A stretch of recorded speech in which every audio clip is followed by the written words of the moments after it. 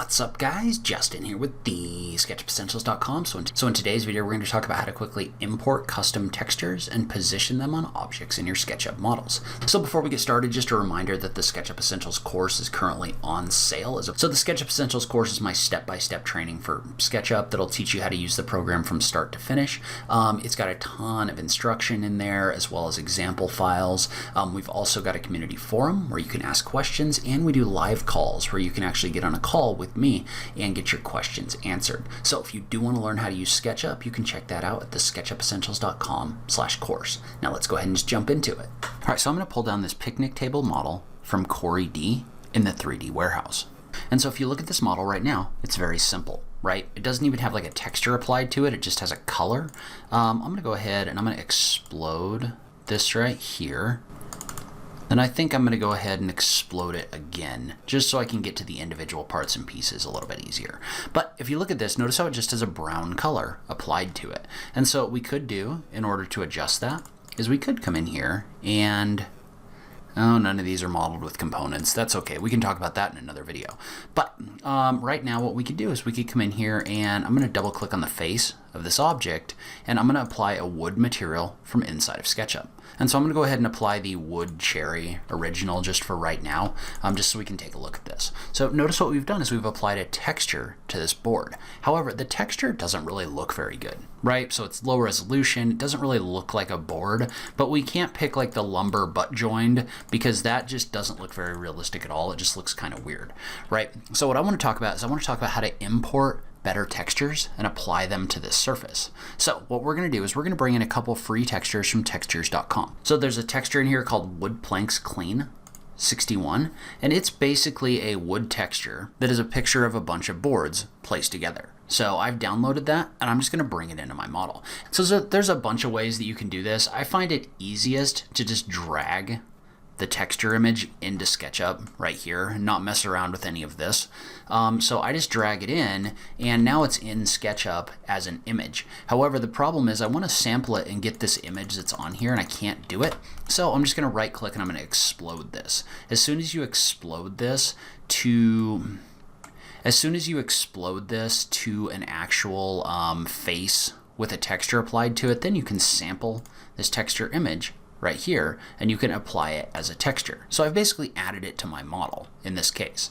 And so what I want to do now is I want to apply this material to this piece of wood right here. And so the way that I'm going to do that is I'm just going to double click until I get to the raw faces, and then I'm just going to triple click on this object. And what I can do is I can either use this right here to paint this, or I can just resample the piece of wood over here, and then we can apply this to this surface. And so notice how when we do this though, our board looks a little bit weird. And so the reason our board looks a little bit weird is because this texture image has been applied, but SketchUp doesn't apply any kind of logic to the size of the texture on the surface, right? So if you look at this texture image, it's basically a picture of a bunch of boards looking top down. Well, notice how this applied this in a way that doesn't make sense. It's got like this split between the different boards right here in the middle. These aren't really large enough so you can see the seam between the boards. So we just need to make some changes. And so what we're going to do is we're going to click into this until we can get to the individual faces. And what I want to do is I want to right click on my texture and I want to click on the button for position. Usually I uncheck the box for projected, by the way. That's going to mess with the way that this applies to the side of our board. But I want to go in here and I just want to go to texture, position, right here. And so what that does is that puts me in position texture mode, which means I can click and drag in order to place my texture on this surface. You can also use these little pins right here in order to adjust the size, the skew, the movement, other things like that. And so this is what's known as fixed pin mode, which means that each one of these pins acts a certain way. However, we don't want fixed pin mode right now. We want a different mode, which is where our pins are unfixed. So I'm going to right click on this and uncheck the box for fixed pins. Well, now what that's going to allow me to do is that's going to allow me to single click and actually move these pins to different points on my surface. So notice how this surface is basically a bunch of individual boards, right? Well, what I want to do is I want to resize this texture so that the board texture fits on an individual board inside of my model. So what I'm doing is I'm moving these pins to set like a base point. for each one of the corners. So I'll move this one over. Notice how I'm picking the corners of this board right here along the seam. Well, once you've set those 4 corners, what you can do is you can click and drag these pins in order to place something on your surface. So if I click and drag this up here, and I click and drag this up here, now if you look at this, notice this resized my texture to sit on my surface. So now my board looks a lot more realistic. And so now we need to do the same thing for the side of our board. So I'm just going to select this side, and I'm actually going to resample this top texture right here, and then I'm going to place it on this surface.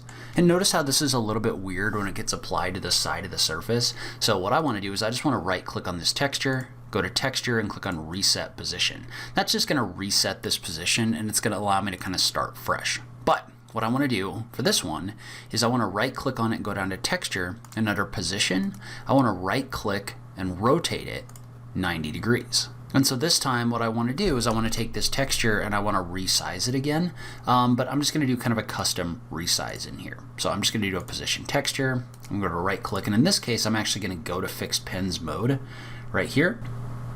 And this green this green pin is going to allow me to resize this board. And so what I'm going to do is I'm going to use this to scale this board texture up right here. So notice when I click and drag, it's going to rescale this.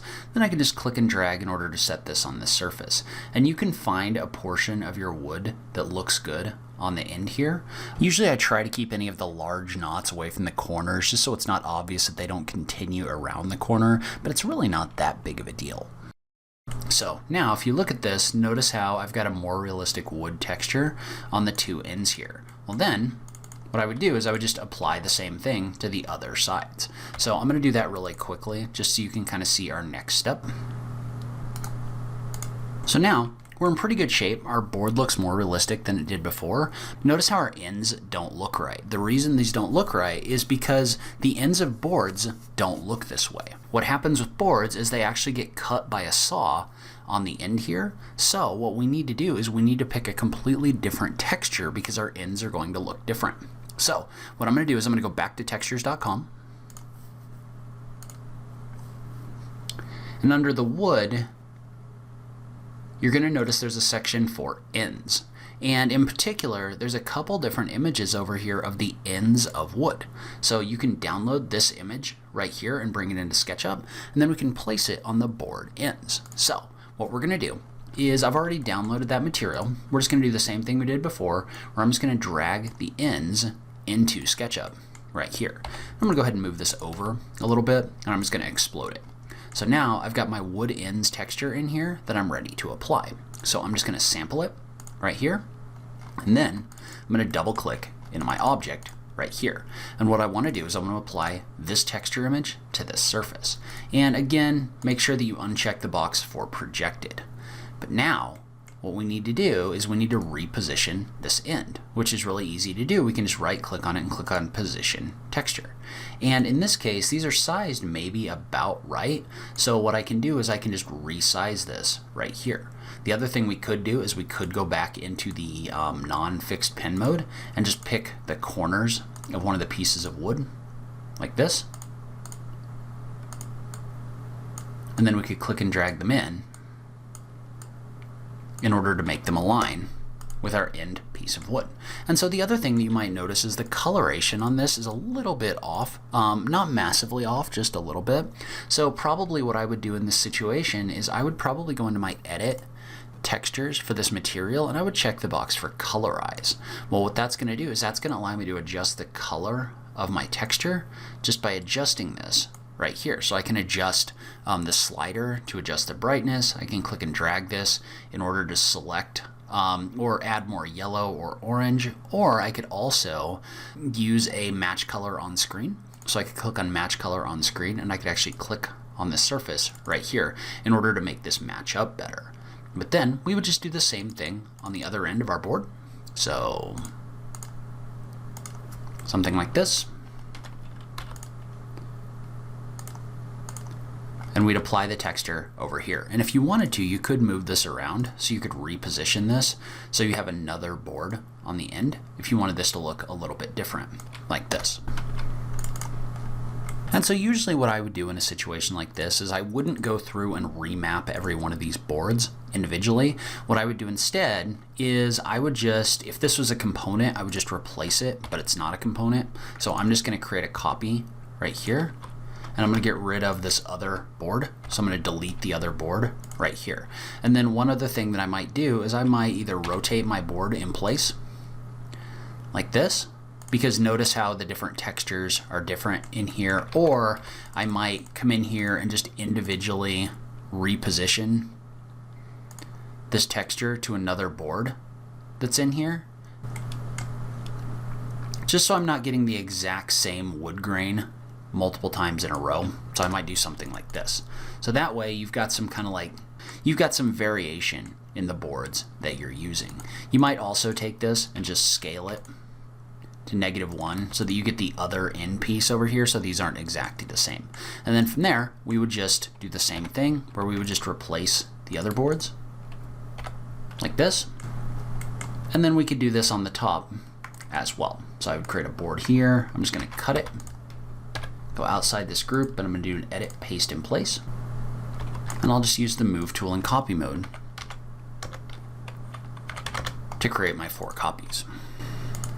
And again, you'd probably want to swap some of these boards out. So maybe use this one again, depending on how many boards you're using. And do an edit, paste in place. Depending on how many boards you're using in here, you might want to do this multiple different times just so you don't have a whole bunch of uniformity. It just kind of depends on how realistic you're trying to be. All right, so leave a comment below if you have any questions. Remember that the SketchUp Essentials course is on sale through Thursday morning. I will link to that on this page. So if you are looking for some more in-depth SketchUp training, a little bit more personalized help, that's going to be a great place for you to go. But as always, thank you so much for taking the time to watch this, and I will catch you in the next video. Thanks, guys.